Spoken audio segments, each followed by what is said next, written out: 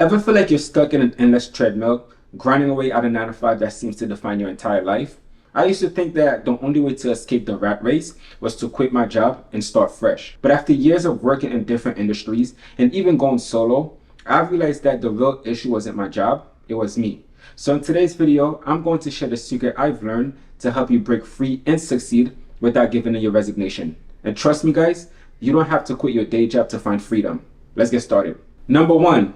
Realizing that you're not dependent on anyone. So let me tell you a story about a time when I was working at a restaurant as a busser. I was putting in the hours, always show up on time, and never missed out on shift. I even went out of my way to do extra work just so I can get the job done. And the reason I was doing that was for a promotion to become a server. And I even spoke to my manager about it. But then something happened that completely threw me off. Someone who had been there less time than I was got promoted to server and I didn't. And guys, let me tell you this right now. I was annoyed.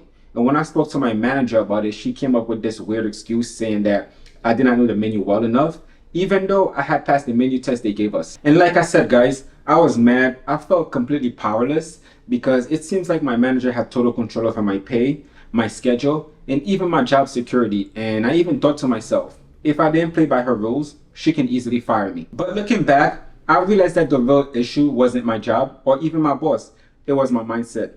I had convinced myself that I was stuck, that I had no other option, and that I had to hold into this job no matter what. I was so attached to the steady paycheck that I was willing to compromise my own value and self-worth. But here's the truth, right? We're not as depending on one job or one person as we think we are, because there are countless opportunities out there if we're willing to look for them. And once I understood that, it was like a weight lifted off my shoulder. I began exploring other paths and found ways to create the career in life that I actually wanted. So the first step to escaping the rat race without quitting your 9 to 5 is to realize that you're not depending on anyone but yourself. And your current situation isn't the only option. You have the power to make changes. And guys, if you ever felt the same way or had any similar experiences, share it in the comment below because I love to hear your stories and see how you've gone about it. Number 2. Find your flow state. Have you ever been so wrapped up into something that you lose track of time? That's called being in a flow state. It's that really cool feeling you get when you're completely absorbed in an activity, totally focused, and everything else just seems to fade away. No distractions, no boredom, no overthinking, just pure engagement. And I came across this very similar concept in a book called Flow, where the author explained that we usually find ourselves in one or two less than ideal state. First, when the challenge we're facing is way bigger than our skill set. We end up feeling stressed, frustrated, or even get depressed. On the flip side, when our skill set far exceeds the challenge we encounter, we get bored, complacent, and might even start to procrastinate. But here's where things get interesting, right? When your skill set matches the challenge perfectly, you hit that sweet spot, the flow state. That's where you feel energized, motivated, and genuinely happy with what you're doing. And I can relate to this when I uploaded my first YouTube video. I was nervous because putting yourself out there for the world to see isn't exactly easy, right? But after a year of consistently creating content, it became almost second nature. And looking back, I realized that it wasn't just about getting used to it, it was about growth. That initial discomfort signaled that I was pushing my boundaries and developing new skills. And often we feel stuck because we've been doing the same thing for so long that we've become so good at our routine tasks that there's no longer any challenges. And that can make us feel trapped or unfulfilled. So ask yourself, do you need to up your game with new challenges, or is it time for you to sharpen up your skills? If you need more challenges, maybe take on bigger projects, seek additional responsibilities, or dive into something that's going to scare you a bit. It doesn't mean you have to overhaul your entire career. Sometimes tweaking what you're already doing can reignite that sense of purpose. Number 3, filling your free time with work. I want to share a simple mindset shift that completely changed how I balance work and life. I used to let my work dictate my entire schedule.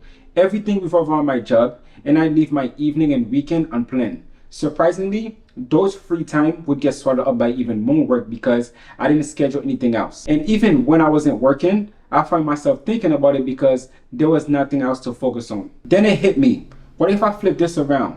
Instead of making work the centerpiece, I started planning my life first and then work and fill in the gaps. Now every Friday, I start planning out the upcoming week and pre-book activities that I enjoy, like classes, social event, or just downtime. For example, this week, I got dinner with a friend on Tuesday, a boxing class on Thursday evening, a movie out with my sister on Friday afternoon, and I would go rock climbing with a friend over the weekend. And with these plans in place, I fit my work around them, not the other way around. And I can't tell you how much this has improved the quality of my life.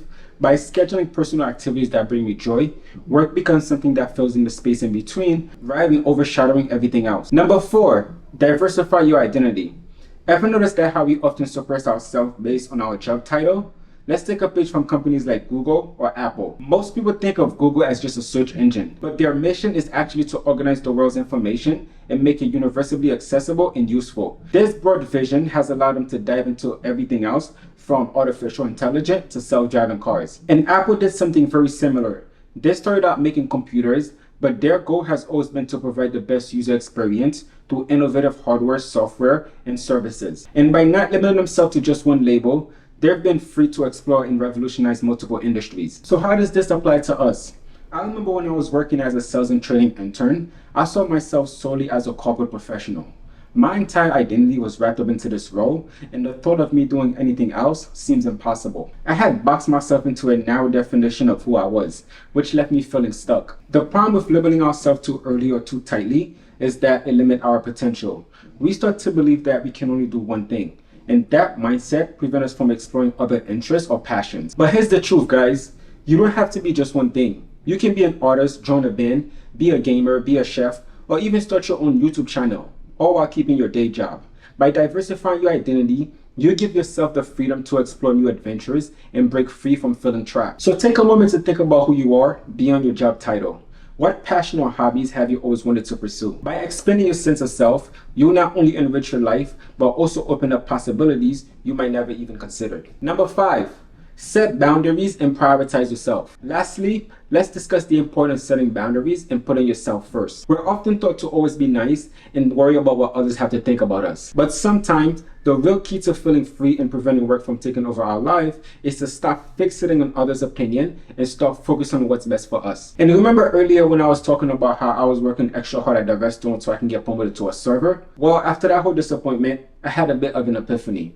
I stopped going out of my way so I can impress my manager. And when she asked me to cover extra shift, I simply say, sorry, I can't, I'm busy. Because in the past, I'd be picking up any shift thinking that it would help me get ahead. But once I set those boundaries, I started doing only what's required of me and nothing more. Because the reality is, companies will often try to get as much out of us as they can. And it's just how it goes, right? But it's up to us to establish limit. As Brené Brown wisely said, daring to set boundaries is having the courage to love ourselves, even when we risk disappointing others. So if we're not careful, no matter where we work or what we do, we can end up building our own cage, trapping ourselves in a situation where we feel powerless over our own choices. And maybe quitting your 9-to-5 job isn't on the table, but you can still take control by setting boundaries, engaging in activities outside of work, and setting your mindset about who really owns your time. And with that, if you guys find any value in this video, don't forget to subscribe, push the notification bell, and don't forget to like, and I'll see you guys in my next video.